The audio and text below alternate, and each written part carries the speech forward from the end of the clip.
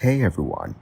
In this video, we will learn how to install Grass Desktop Node on Linux.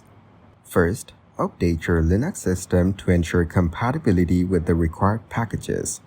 Then, install Git, Node.js, and npm using your package manager.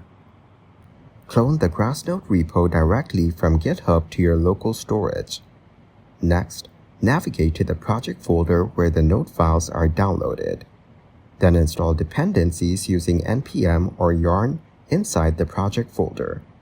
Set up environment variables like ports or wallet addresses if needed. After that, start the node using npm start or the command provided in the docs. Check the node sync progress and verify it's connected to the internet. Next, use process management tools like PM2 to keep the node running in the background. Thanks for watching. Don't forget to like and subscribe to see more content like this.